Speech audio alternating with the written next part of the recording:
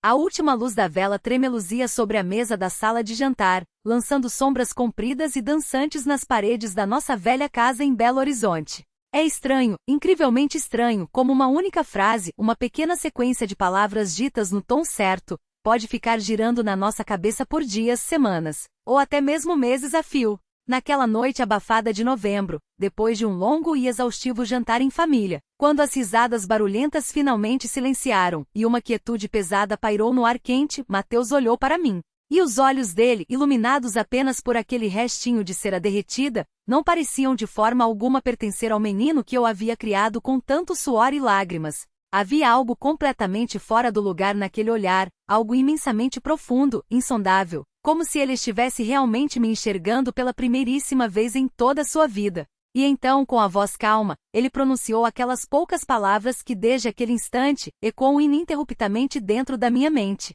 Mas antes que eu mergulhe de cabeça e lhes conte detalhadamente o que aconteceu naquela madrugada, quero voltar um pouco no tempo, para o início daquela noite. Foi um daqueles nossos raros e barulhentos jantares de domingo, quando a família inteira consegue se reunir. Minha irmã, sempre espalhafatosa, tinha preparado a sua famosa muqueca capixaba, com aquele cheiro forte de coentro e azeite de dendê que invadia todos os cantos da casa. Meu cunhado, com o mesmo sorriso largo de sempre, estava contando as mesmíssimas piadas de tiozão, perguntando se a sobremesa era pavê ou para comer, uma brincadeira boba que ele repete incansavelmente há exatos 22 anos. A sala de jantar, com seu piso de tábua corrida que rende sob os nossos pés, brilhava sob a luz quente e amarelada da nossa antiga luminária e das velas espalhadas pela mesa. Os pratos de cerâmica tilintavam constantemente, os copos de vidro refletiam pequenos brilhos de luz, e havia aquele zumbido reconfortante, aquela bagunça gostosa de vozes se sobrepondo, sotaques misturados, risadas altas e o som distante de um samba tocando baixinho no rádio do vizinho. No meio de toda essa confusão alegre, Mateus estava muito mais quieto do que o seu normal. Ele nunca foi o tipo de rapaz que tenta competir com o barulho da multidão, preferindo sempre observar, mas eu notei, com o canto do olho, que ele lançou vários olhares fixos na minha direção durante a refeição. No começo, sendo a mãe atarefada que sou, não dei a mínima importância. Pensei que talvez ele quisesse que eu passasse a travessa com a farofa de banana, ou que estivesse apenas perdido nos seus próprios pensamentos sobre a faculdade ou o trabalho. Mas à medida que a noite avançava, percebi que não eram apenas olhares casuais. Havia uma suavidade tão marcante na sua expressão, uma atenção tão focada que me fazia sentir que ele estava me estudando, me absorvendo, escutando cada palavra minha e memorizando cada gesto, cada sorriso torto que eu dava para os meus sobrinhos. Quando as últimas panelas foram raspadas e os pratos empilhados de forma precária, as cadeiras de madeira começaram a ser arrastadas pelo chão. A família, pesada pela comida e pelo cansaço do domingo, começou o longo ritual de despedida. Um por um, eles foram pegando suas bolsas, distribuindo beijos estalados nas bochechas, abraços apertados, prometendo ligar durante a semana, e a grande porta de madeira da frente foi se fechando atrás de cada passo, abafando o som da rua. Eu fiquei sozinha na cozinha com um avental manchado de molho, organizando as sobras em potes de plástico, enxaguando os copos de vidro na pia, deixando que os resquícios da energia daquela noite assentassem sobre os meus ombros cansados. Foi exatamente nesse instante, ouvindo o barulho da água corrente, que a realidade me atingiu. Estávamos sozinhos. A casa que minutos antes parecia pequena para tanta gente e tanto barulho, agora estava tão silenciosa que eu podia ouvir claramente o zumbido fraco e constante da geladeira velha e o tic-tac ritmado do relógio de parede pendurado acima do fogão. Mateus estava encostado no batente da porta da cozinha, com as mãos afundadas nos bolsos da calça jeans, e continuava me olhando com aquele mesmo olhar indecifrável que manteve durante todo o jantar. Não precisa me ajudar com a louça, eu disse rapidamente, forçando um sorriso leve enquanto esfregava o pano úmido sobre a mesa de granito, tentando apagar as manchas de vinho. Pode ir descansar. O dia foi longo e você trabalhou a semana toda. Ele não se moveu de imediato. Está tudo bem, mãe, ele respondeu, desencostando do batente e dando passos lentos para mais perto. É bom estar aqui. Havia um peso sutil nas suas palavras, um tom que me fez parar de esfregar a mesa por um segundo. Eu não tirei os olhos do pano de prato na minha mão, continuando a desenhar círculos imaginários na superfície fria da pedra, mas eu senti a presença dele ali, logo atrás de mim, firme, tranquila e imensamente silenciosa. Inicialmente começamos a conversar sobre amenidades, coisas pequenas e seguras para preencher o vazio. Falamos sobre como a muqueca tinha ficado no ponto perfeito, sobre como o calor estava insuportável para aquela época do ano, mesmo com as janelas abertas, e rimos de como a minha irmã sempre insiste em trazer comida suficiente para alimentar um batalhão inteiro. Mas por trás de todas essas nossas palavras superficiais, havia um silêncio palpável, um peso gigantesco e não dito que pressionava o ar entre nós dois. Quando eu finalmente respirei fundo, larguei o pano na pia e me virei para encará-lo. Ele estava perto o suficiente para que eu pudesse ver a leve marca de expressão perto da sua sobrancelha esquerda. Aquela mesma ruguinha que sempre aparece quando ele está pensando em algo muito complexo. Você parece diferente hoje, ele soltou de repente, quebrando a barreira das amenidades. As palavras dele me pegaram totalmente desprevenida, fazendo meu coração dar um pequeno salto. Diferente? Eu repeti, a voz soando um pouco mais fina do que eu gostaria, tentando manter um tom leve e descontraído. Não de um jeito ruim, ele se apressou em explicar, balançando a cabeça. É só que, eu não sei bem explicar. Você parece mais feliz. Você estava meio que brilhando durante o jantar. Eu soltei uma risadinha nervosa, que saiu mais como um suspiro, servindo muito mais para preencher o silêncio repentino do que por estar realmente achando graça. Deve ser o vinho, meu filho, eu disse, virando o rosto levemente. Embora os olhos escuros e atentos dele me dissessem claramente que ele não havia acreditado em uma única palavra daquela desculpa esfarrapada. Para disfarçar o meu nervosismo, peguei a garrafa de vinho tinto que havia sobrado na bancada e despejei o restinho do líquido em 2 taças, estendendo uma para ele e segurando a outra firme entre os dedos.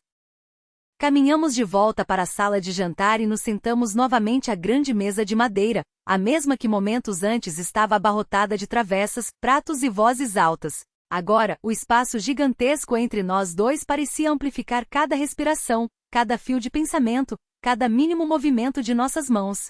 A última vela no centro da mesa estava quase no fim de sua vida útil. A cera derretida se acumulava na base de vidro, criando pequenas poças quentes que lançavam sombras trêmulas no rosto de Mateus, afundando nas olheiras debaixo dos seus olhos, fazendo com que ele parecesse subitamente mais velho, mais maduro e terrivelmente aberto para o mundo. Continuamos conversando, agora em um tom mais baixo e confidencial. Falamos sobre o emprego dele na agência de arquitetura, sobre como as horas do dia pareciam nunca ser suficientes para os projetos que ele tinha que entregar, e sobre como os anos estavam voando debaixo dos nossos narizes. Em um determinado momento daquela conversa fluida, me dei conta de que não estávamos mais discutindo apenas planilhas, horários ou passatempos de fim de semana. Estávamos falando sobre a própria essência da vida, sobre o que realmente importava quando todas as luzes se apagavam. E dentro da segurança daquela conversa, as grossas paredes de tijolos emocionais que eu havia passado tantos anos construindo ao redor do meu coração começaram, tijolo por tijolo, a desmoronar. Ele me escutava. Mas não apenas ouvia as palavras, ele realmente escutava a minha alma. E pela primeira vez em anos, senti que estava sendo vista por ele não apenas na minha função de mãe, não apenas como a anfitriã exausta de mais um almoço de domingo, mas como uma mulher inteira, cheia das suas próprias dúvidas, de seus pensamentos confusos, dos seus sonhos abandonados e dos seus medos mais silenciosos e profundos. Quando o antigo relógio de pêndulo, que ficava no canto escuro da sala de estar, bateu suavemente suas badaladas anunciando a madrugada, eu olhei assustada na direção do corredor, subitamente consciente de quão tarde era. Acho que já está na sua hora de ir, querido, eu disse com um sorriso triste, embora uma parte egoísta e escondida dentro de mim implorasse para que aquela noite não chegasse ao fim. Mas em vez de empurrar a cadeira para trás e se levantar, Mateus se inclinou para a frente, cruzando os braços musculosos sobre a mesa de madeira manchada. A voz dele saiu baixa, quase um sussurro, porém incrivelmente firme. A questão é a seguinte, mãe, ele disse, olhando diretamente no fundo da minha alma. Eu ainda não estou pronto para ir embora. Foi uma frase tão dolorosamente simples, tão desprovida de enfeites, mas me atingiu com a força absurda de uma pedra imensa sendo arremessada no meio de um lago calmo, criando ondulações intensas e completamente inesperadas em toda a superfície do meu ser. No tom da voz dele não havia nenhuma pitada de pressa, não soava como uma exigência de um filho mimado, mas sim como uma honestidade brutal e crua. E naquele instante de fragilidade, fui duramente atingida pela percepção de quão incrivelmente rara aquele tipo de honestidade cristalina havia se tornado na minha própria vida. Fiquei longos minutos apenas encarando o rosto dele, buscando freneticamente em minha mente alguma resposta adequada, alguma frase de mãe que pudesse amenizar o peso do ar. Mas antes mesmo que eu pudesse formular qualquer sílaba coerente, ele abriu a boca e pronunciou mais algumas palavras. Palavras pesadas, profundas, daquelas que se enraizam no nosso peito e ficam conosco pelo resto dos nossos dias. Palavras que me obrigariam de uma vez por todas a enxergá-lo sob uma luz completamente nova. Eu ainda não estou pronto para ir, ele repetiu lentamente, saboreando cada letra. E o silêncio que engoliu a sala de jantar pareceu mergulhar em um estado de pura expectativa, como se a própria casa prendesse a respiração para ouvir o que viria a seguir. A vela entre nós finalmente chegou ao seu limite, queimando até a base, transformando-se em uma poça disforme de cera morna. A sua pequenina chama lutava para sobreviver, inclinando-se desesperadamente para a esquerda e para a direita, como se também estivesse ali, esticando-se para bisbilhotar o nosso momento. Eu alisei o tecido da minha calça e cruzei as mãos sobre o colo.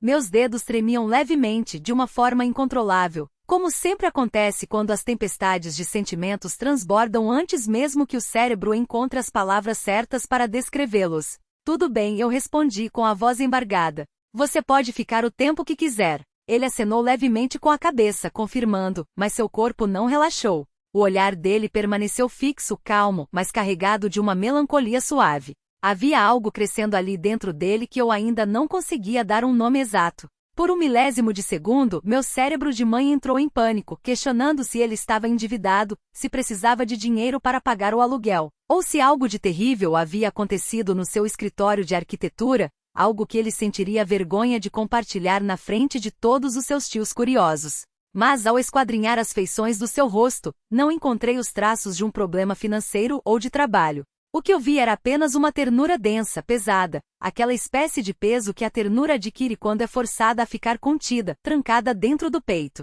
por tempo demais. Mãe, Mateus começou, chamando-me não com urgência, mas com um cuidado absurdo. A palavra ecoou pelas paredes da sala de maneira tão macia quanto a sensação de uma mão reconfortante pousando sobre um ombro tenso. Eu preciso te confessar uma coisa que eu já deveria ter te contado há muitos e muitos anos. O tic-tac do relógio pareceu ficar mais alto. O motor da geladeira na cozinha deu um solavanco e voltou a zumbir. O peso de todos os anos que se passaram entre nós de repente se materializou ali na mesa, empilhando-se na minha memória como velhas fotografias analógicas jogadas dentro de uma caixa de sapatos mofada. As apresentações de teatro do colégio onde eu costurava suas fantasias de árvore de madrugada, os dentes de leite que caíram e foram trocados por moedas, as correntes caídas das bicicletas e os joelhos ralados no asfalto quente da rua. Lembrei-me nitidamente daquela vez em que ele pegou uma virose forte, queimando em febre, e dormiu encolhido no sofá da sala, suando frio, enquanto eu fazia uma canja de galinha bem quente na cozinha, correndo a cada 5 minutos para abaixar o volume da televisão para não acordá-lo. Em todas essas lembranças, em cada uma dessas fotografias mentais, eu via a mim mesma sempre em movimento contínuo e acelerado. Eu era a mulher que consertava tudo, que passava pano nas sujeiras da vida, que alisava os amassados, que resolvia os problemas antes mesmo que eles fossem notados. E por uma minúscula e dolorosa fração de segundo ali na mesa, eu me arrependi profundamente por nunca ter desacelerado o meu próprio ritmo, por nunca ter simplesmente me sentado para aprender a admirar a vida acontecendo, como quem assiste a um pôr do sol majestoso no horizonte, sem sentir a menor necessidade de tentar alterar as cores do céu, apenas testemunhando a beleza e a tristeza da existência. Desde que o pai morreu, ele continuou, a voz embargando de leve, desde o dia em que o silêncio invadiu essa casa e tomou conta de todos os cômodos, e você arregaçou as mangas e começou a carregar o mundo inteiro nas suas costas, fazendo absolutamente tudo sozinha. Eu fiz uma promessa a mim mesmo. Eu me olhei no espelho e disse que precisava ser forte por você. E na minha cabeça de adolescente, ser forte significava calar a boca. Significava engolir o choro e nunca dizer uma única palavra que pudesse, de alguma forma, adicionar 1 grama a mais de peso no seu fardo. Mas, eu acho que no fim das contas, esse meu silêncio longo e doentio acabou adicionando muito mais peso do que qualquer outra coisa. Ele puxou uma lufada de ar profunda, os pulmões enchendo-se, enquanto abaixava os olhos para encarar as próprias mãos repousando sobre a mesa de madeira. Eram mãos grandes, calejadas e cheias de habilidades, incrivelmente parecidas com as mãos do Roberto, o pai dele. Eu engoli a seco, sentindo a garganta apertar, travando uma guerra silenciosa contra os meus próprios olhos para que as lágrimas não escorressem e me traíssem. O que você quer dizer com isso? Eu perguntei, a voz não passando de um fio tremido. Ele ergueu o rosto e suspirou. Eu estava errado. Eu disse a mim mesmo que você deveria ter sido mais atenta aos meus sinais. Que você deveria ter me perguntado mais vezes como eu estava, deveria ter me ligado mais para jogar conversa fora, deveria ter aparecido de surpresa no meu quarto sem motivo algum, exatamente como você fazia quando eu era criança e entrava correndo na cozinha para roubar uma fatia de maçã enquanto você picava as frutas para a salada. Eu ficava frustrado porque eu, genuinamente, não sabia como me aproximar e estar ao seu lado sem que você me pedisse ajuda primeiro. O problema é que você nunca pedia ajuda. Para nada. Algo dentro de mim, algo muito antigo, minúsculo e endurecido, de repente se revirou, como uma semente seca ganhando água depois de anos de estiagem. Era uma parte do meu ser que havia sido soterrada, que havia aprendido a sobreviver esmagada pelo peso da rotina exaustiva do dia a dia, escondida debaixo das longas listas de compras do supermercado e das pilhas infinitas de louças para lavar todas as noites. Eu não sabia como pedir, Mateus, eu respondi, sentindo o gosto amargo da confissão nos meus lábios. Para mim, pedir qualquer tipo de socorro era o mesmo que assinar um atestado de fracasso, era admitir em voz alta que eu estava ruindo, que eu não estava dando conta de segurar a onda. Eu sempre fui essa rocha, essa pessoa inabalável para todos vocês, até mesmo nos momentos de desespero em que eu claramente não era. Ele soltou um sorriso fraco, um repuxar de lábios triste, mas estranhamente contagiante, que não chegou a iluminar os olhos.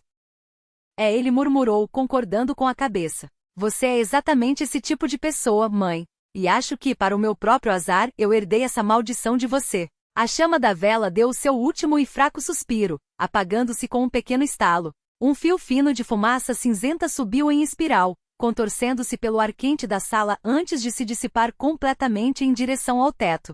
O breu nos abraçou. Instintivamente, estiquei o braço para alcançar o meu copo de água, com a intenção inicial de jogar umas gotas sobre o pavio fumegante, mas parei a mão no meio do caminho. Deixa assim. Deixa que a fumaça vá embora sozinha, eu disse num sussurro, como se temesse acordar os fantasmas da casa. Tudo bem, ele concordou no mesmo tom. Ficamos sentados no escuro confortável, embalados apenas pelo tic-tac ritmado do relógio e pela luz fraca e pálida que vinha da iluminação dos postes da rua. Lá fora, a madrugada brasileira avançava, densa e impregnada do cheiro de asfalto molhado por uma chuva de verão que havia caído mais cedo. Os vidros das janelas da sala agiam como espelhos negros, refletindo a nossa própria cozinha de volta para nós, revelando nossos contornos cansados.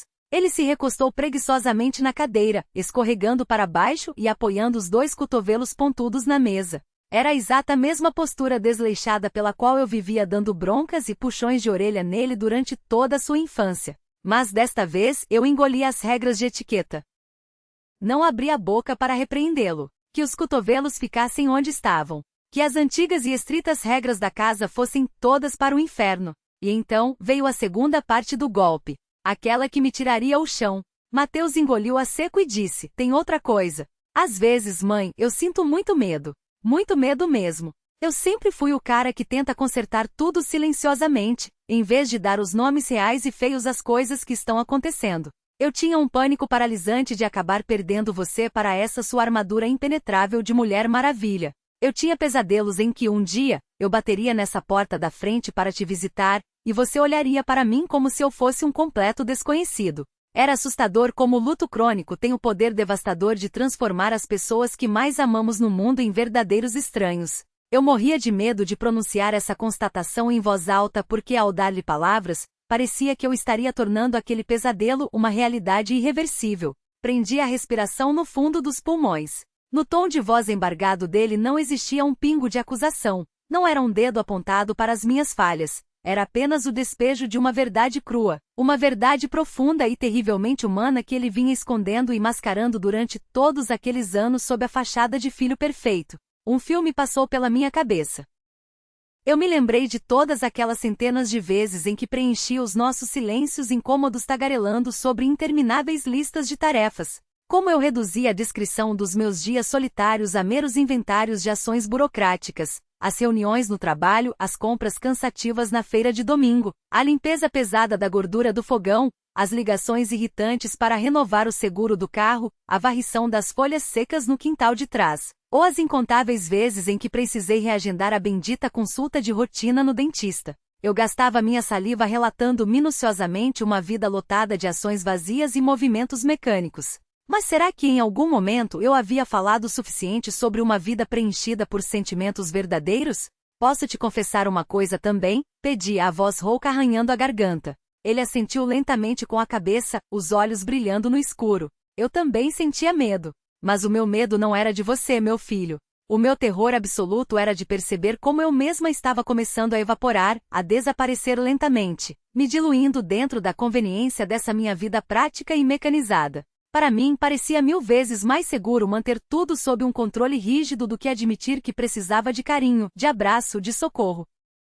E eu morria de pavor da ideia de que se eu algum dia te ligasse pedindo para vir aqui apenas para tomar uma xícara de café coado na hora, ou implorasse para você me ajudar a consertar a dobradiça quebrada daquela porta velha da despensa, você acabaria enxergando todas as minhas rachaduras e fraquezas. Aquelas fraquezas horríveis que eu faço questão de trancar as 7 chaves no escuro. Fiz uma pausa dolorosa, puxando o ar, sentindo as lágrimas finalmente quentes nos meus olhos. Aquelas mesmas fraquezas que até hoje, no meio da tarde, do nada, fazem meu estômago embrulhar de saudade do seu pai quando sinto o cheiro do perfume barato dele impregnado em algum cachecol esquecido no fundo do armário. Aquelas fraquezas que me fazem parar no meio da sala, olhar desesperadamente para aquela cadeira vazia ali na ponta da mesa e jurar que ainda consigo ouvir as gargalhadas e as piadas ruins que ele contava, piadas que hoje não foram ditas por ninguém. Eu sentia que essa dor era minha, um luto imundo e pesado, e eu não queria, de jeito nenhum,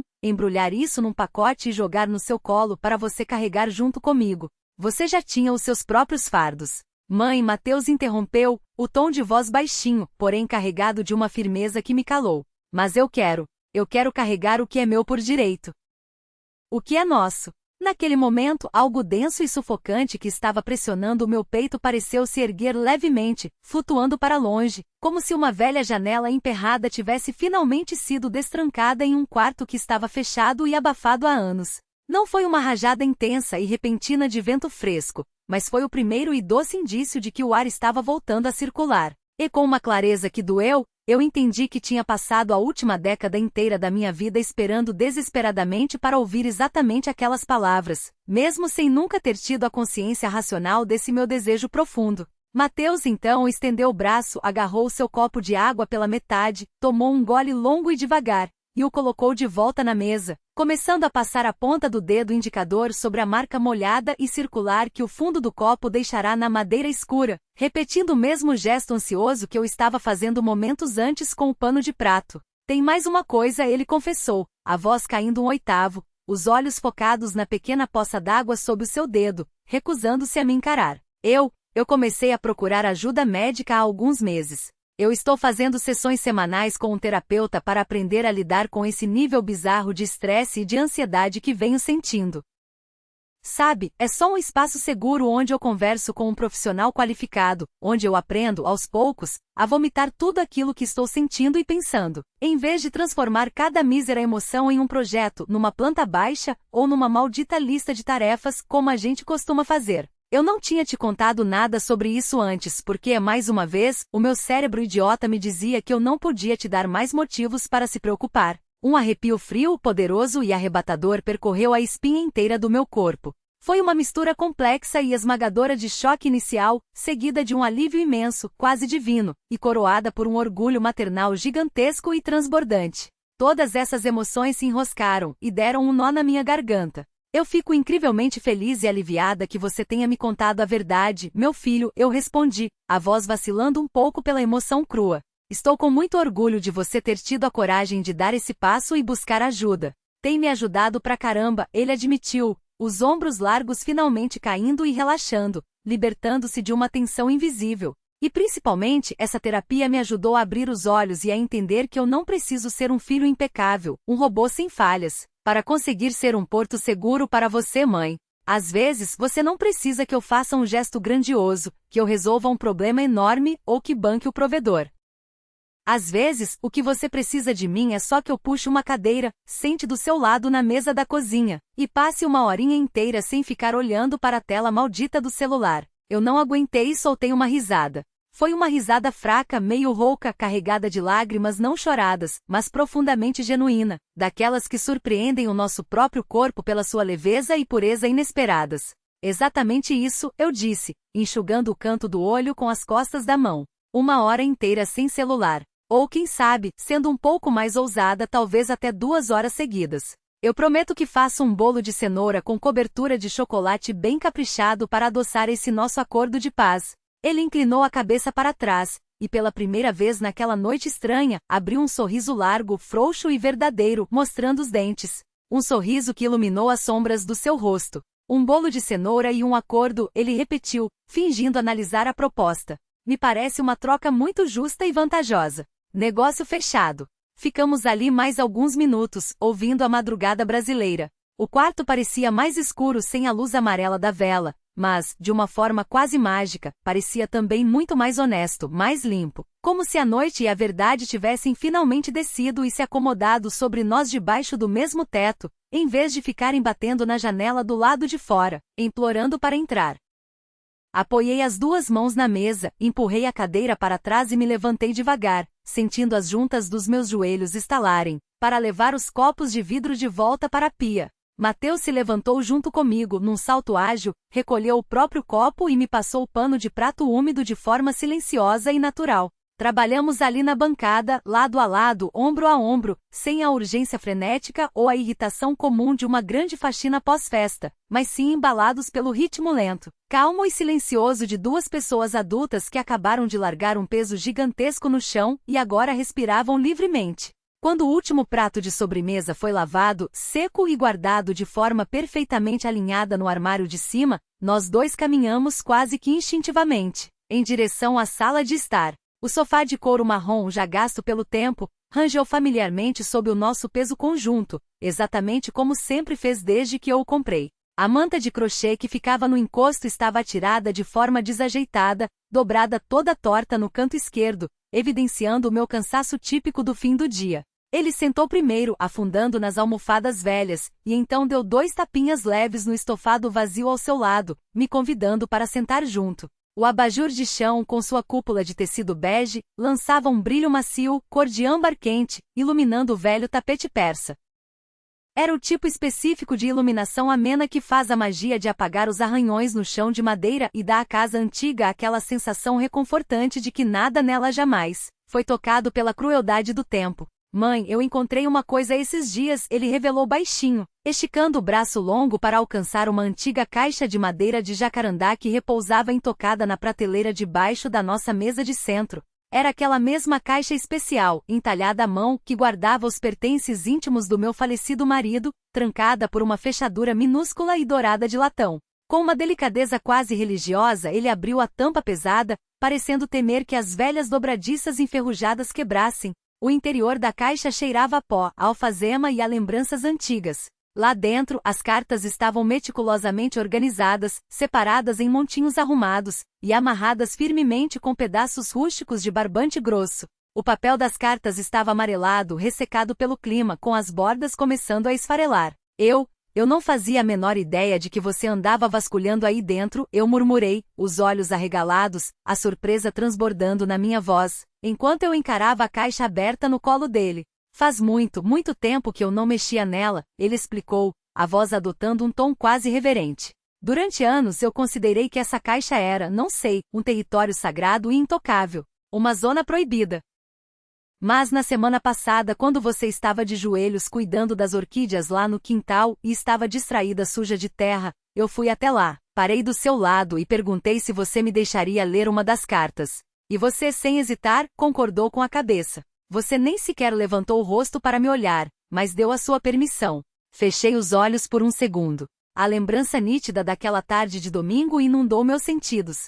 Lembrei-me dos raios intensos de sol dourado queimando as minhas costas, da sensação áspera da terra preta agarrada nas pontas dos meus dedos, e de como, naquele instante singelo, aquela permissão silenciosa concedida a ele pareceu ser a coisa mais natural e correta do mundo a se fazer. Sem dizer uma palavra, acenei novamente com a cabeça em direção à caixa, reafirmando o meu consentimento. E com dedos trêmulos ele puxou um único envelope do meio do monte. Esta carta aqui especificamente, ele escreveu na primavera, logo depois que eu nasci, Mateus anunciou, desdobrando o frágil papel sulfite com tanto cuidado que meu peito doeu. Ele escrevia de um jeito desesperado sobre como estava fisicamente exausto. Sobre como as noites de choro pareciam não ter fim, e sobre o fato surreal de que ele nunca imaginou que seria capaz de amar tão incondicionalmente um ser humano minúsculo que ele mal conhecia. Mas, no meio disso tudo, mãe, ele também escreveu sobre o medo. Ele confessou que estava morrendo de medo daquela responsabilidade.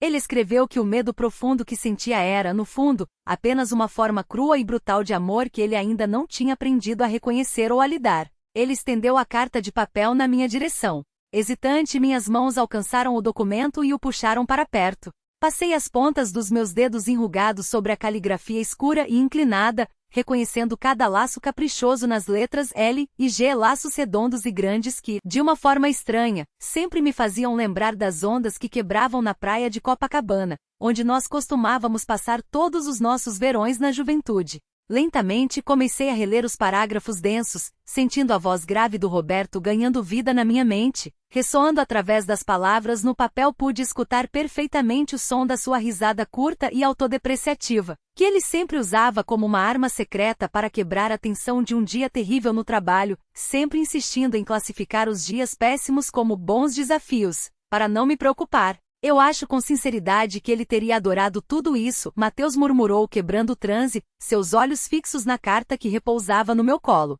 Essas nossas conversas demoradas de hoje. O jeito como estamos tentando pegar esses nossos momentos difíceis, confusos e feios, e transformá-los em uma história que faça sentido, enquanto a vida ainda está acontecendo na nossa cara. Soltei um suspiro pesado, o papel tremendo ligeiramente sobre o tecido da minha calça. Ele tinha uma filosofia engraçada sobre as coisas ruins, eu comentei com um meio sorriso melancólico. Seu pai costumava dizer incansavelmente que a gente precisa dar nome aos nossos monstros, dar nome ao que nos aterroriza. Ele dizia, os segredos se transformam num peso insuportável de chumbo se a gente não tiver a coragem de colocá-los todos em cima da mesa, sob a luz forte do sol, e olhar bem no fundo dos olhos deles.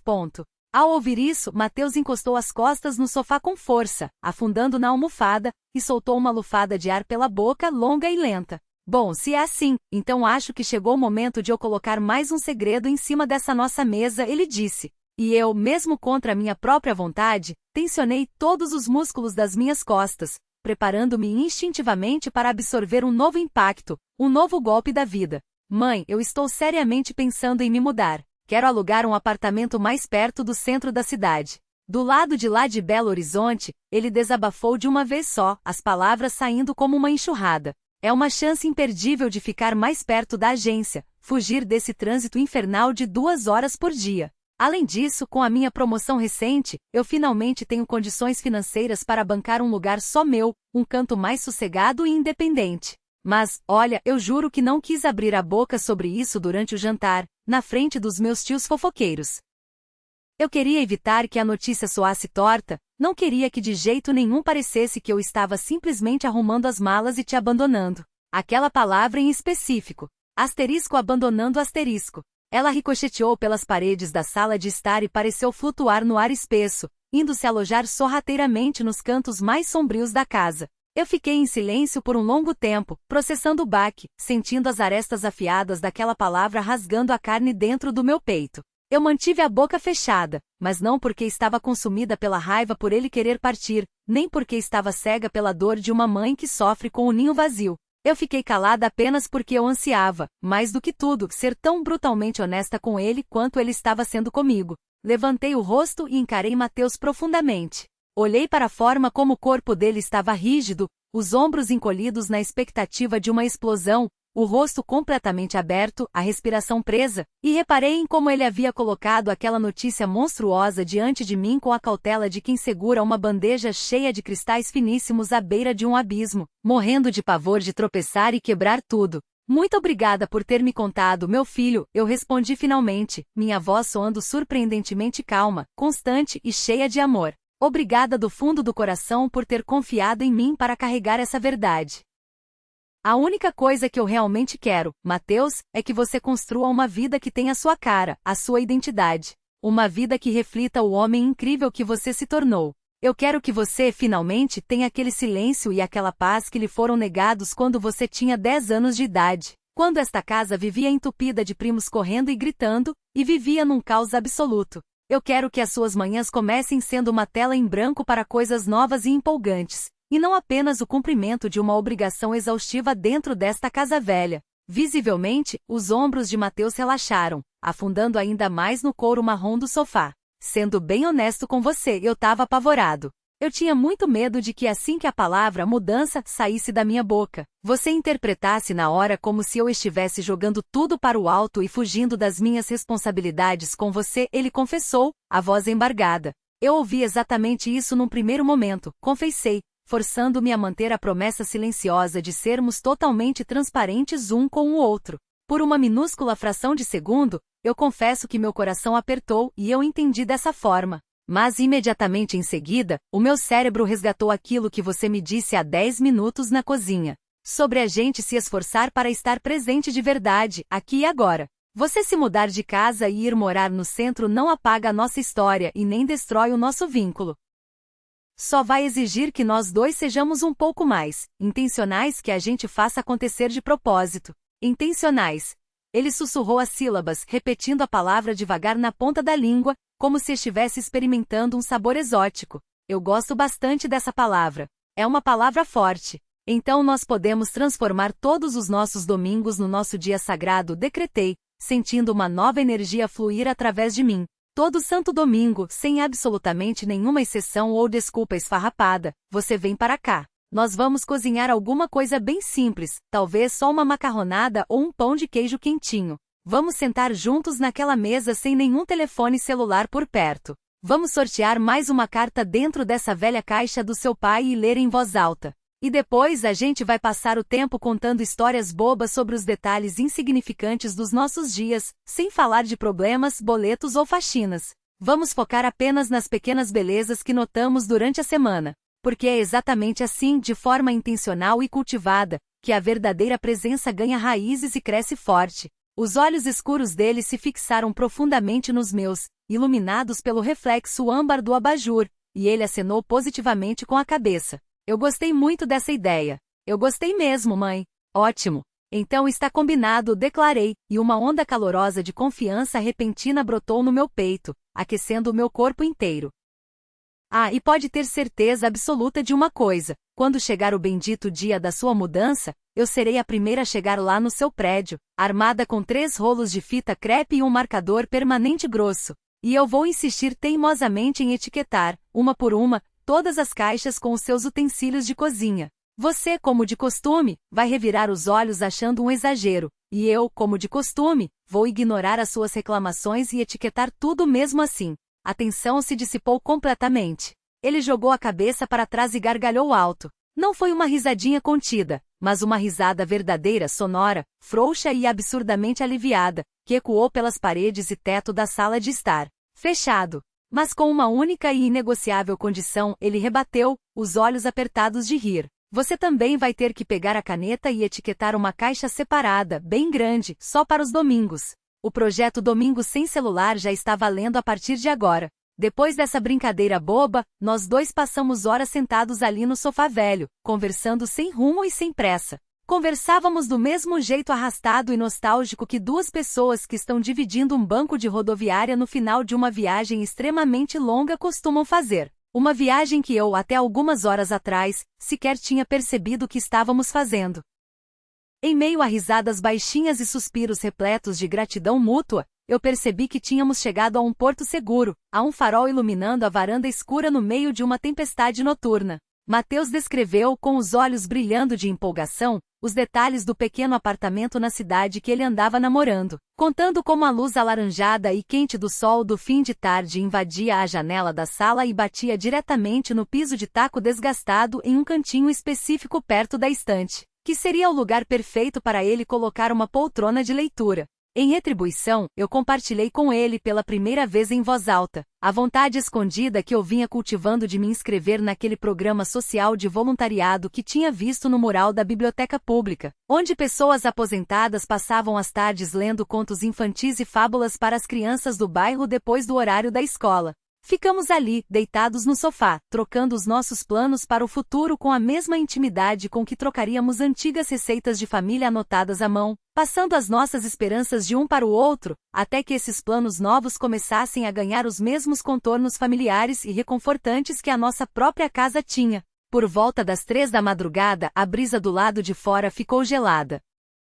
Mateus se esticou preguiçosamente e puxou de volta a ponta da manta de crochê torta, ajeitando-a e cobrindo os meus joelhos com uma delicadeza tocante, exatamente da mesma forma como eu costumava fazer com ele quando os desenhos animados de sábado de manhã se estendiam demais e ele reclamava que os dedos dos pés estavam congelando. O peso macio e familiar do tecido grosso me atingiu em cheio, criando um nó tão doloroso e nostálgico na minha garganta que eu mal consegui engolir a saliva. Puxei todo o ar para os pulmões e tomei a decisão consciente de apenas sentir, de deixar que aquela emoção inundasse e tomasse conta de tudo. O cuidado, afinal, agora estava fluindo como um rio de mão dupla. Mãe, Mateus murmurou um tempo depois, abaixando novamente a voz e resgatando todo aquele peso solene que as suas palavras carregavam minutos atrás lá na mesa da cozinha. Quando eu disse que ainda não estava pronto para ir embora. Acho que no fundo do meu coração, eu não estava me referindo apenas a não ir embora esta noite. Eu queria dizer que não estou minimamente preparado para me despedir dessa sua versão, dessa versão inteira, crua e desarmada de você. Dessa mulher que acabou de tirar a armadura pesada que nós passamos anos usando.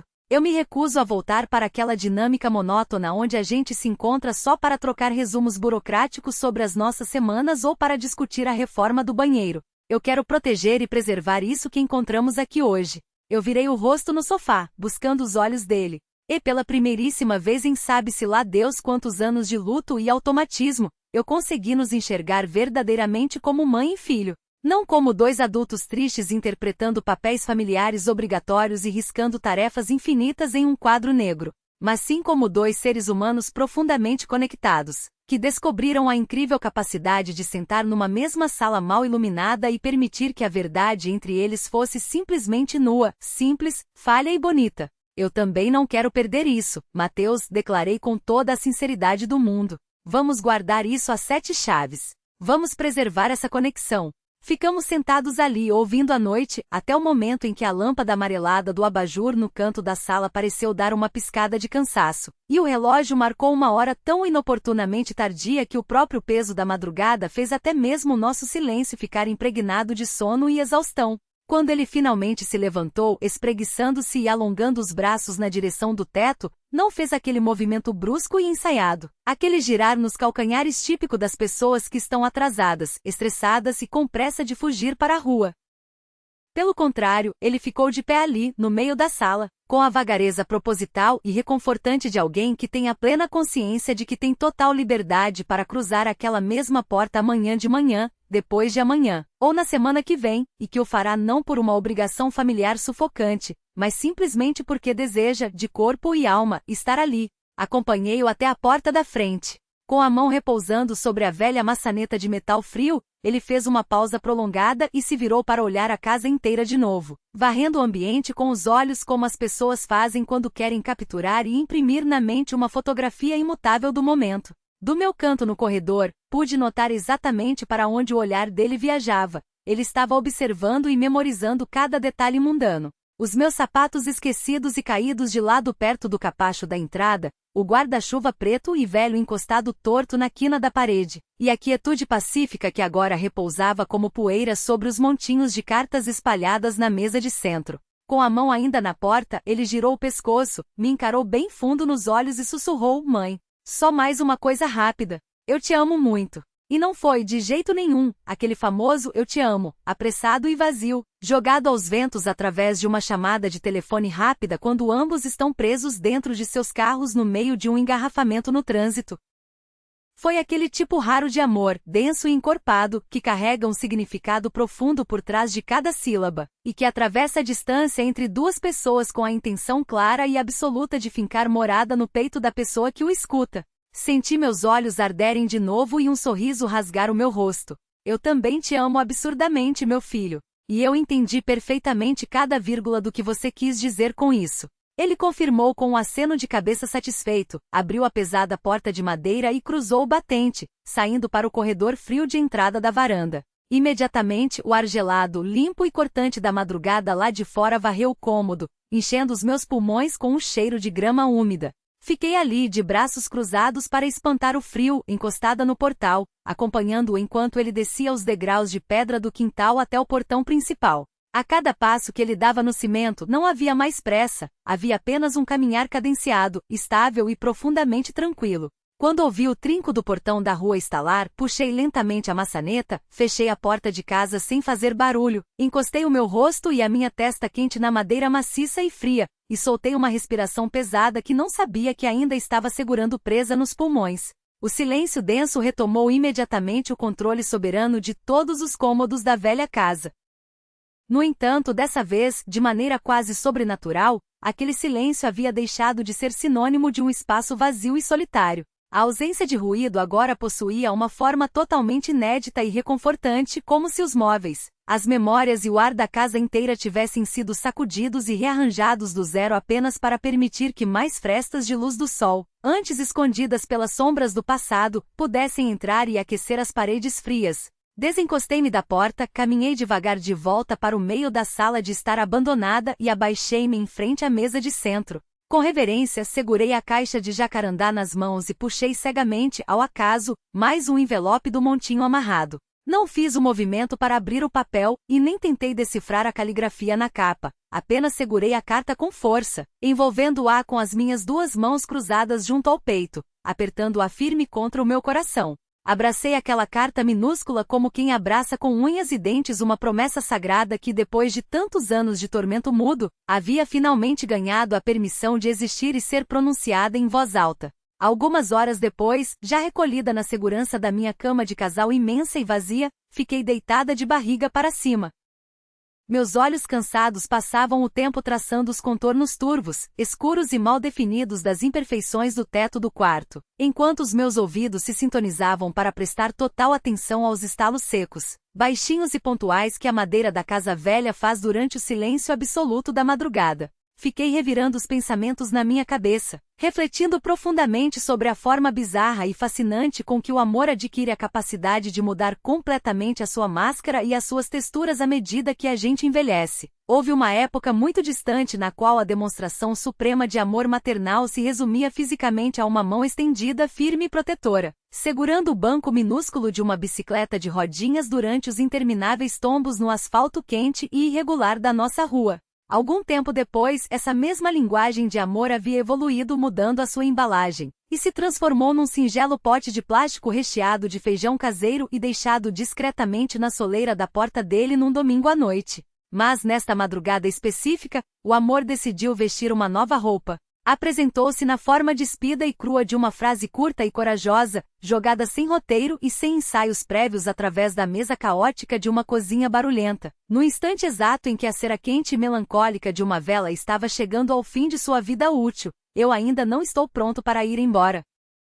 E ali, rolando na cama debaixo do meu lençol, como um estalo monumental dentro do meu crânio, a compreensão finalmente chegou. O grande milagre, o choque avassalador que virou a nossa noite de pernas para o ar, não teve absolutamente nada a ver com algum segredo terrível e cabeludo sendo subitamente arrancado do escuro. Pelo contrário, o verdadeiro assombro e o grande ensinamento residiram em presenciar algo imensamente mais suave e gentil, porém assustadoramente corajoso. Presenciar a nossa capacidade repentina e mútua de assumir os nossos defeitos, de desenterrar e revelar os pensamentos espinhentos, difíceis e embaraçosos que preferíamos esquecer, aproveitando a coragem momentânea que o silêncio seguro das quatro paredes da nossa casa nos proporcionou antes que a ampulheta do tempo pudesse virar de novo, varrendo tudo para o esquecimento. Virei meu corpo na cama, puxando a coberta fina até a altura dos ombros e me encolhendo em uma posição confortável. Passei os últimos minutos que antecediam o sono profundo acompanhando hipnotizada a minúscula e tremeluzente fresta de luz de mercúrio amarela, provinda do poste solitário da rua sem saída,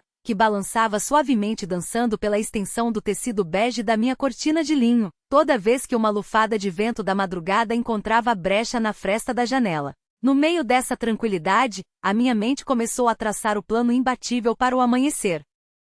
Assim que o sol de domingo despontar e iluminar a rua amanhã de manhã, minha primeira ação com o celular nas mãos, depois de fazer o café preto, não vai ser dar bom dia.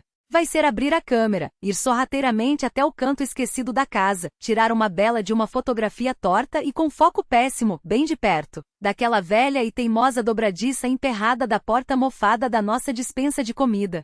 Vou enviar a imagem diretamente para ele pelo aplicativo de mensagens e perguntar, em um tom despretensioso, se ele por acaso, nos seus planos urgentes de final de semana, não gostaria de aparecer por aqui no início da tarde para me ajudar a resolver esse problema. E eu tenho a absoluta e inabalável certeza de qual será o roteiro seguinte. Ele não vai demorar nem meia hora para estacionar o carro em frente ao nosso portão velho.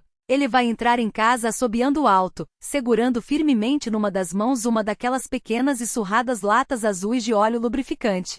Em pouquíssimos minutos, nós dois vamos acabar nos engalfinhando em uma discussão boba e cheia de risadas na sala sobre o uso exagerado e maluco da minha pequena e recém-comprada impressora portátil, de etiquetas adesivas brancas.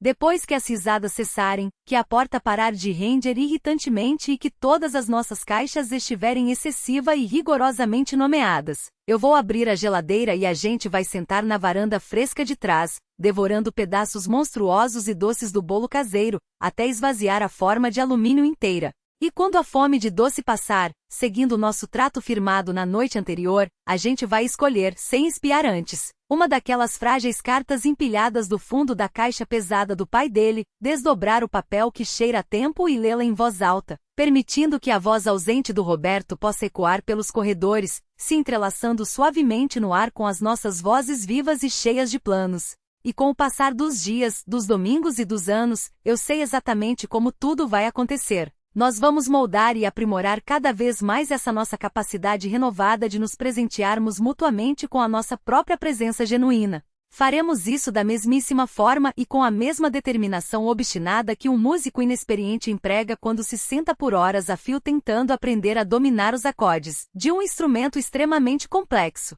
É verdade que no começo dos ensaios, nos primeiros domingos sem o escudo protetor da distração eletrônica dos celulares na mão, pode haver e com certeza haverá uma certa pitada de estranheza incômoda, um silêncio desajeitado pesando no ar e uma ponta de timidez entre nós.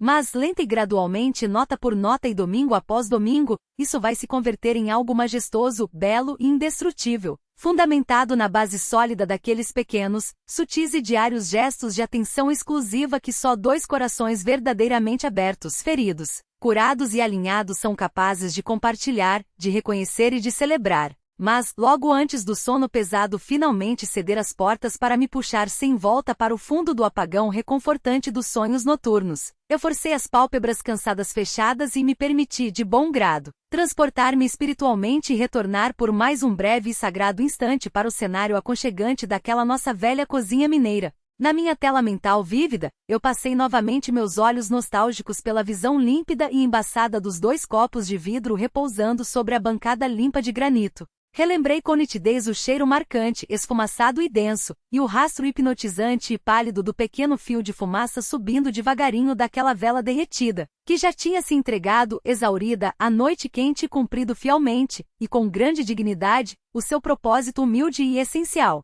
E enquanto as imagens rodopiantes clareavam na minha mente e as luzes mentais se apagavam, eu me vi sob uma perspectiva diferente.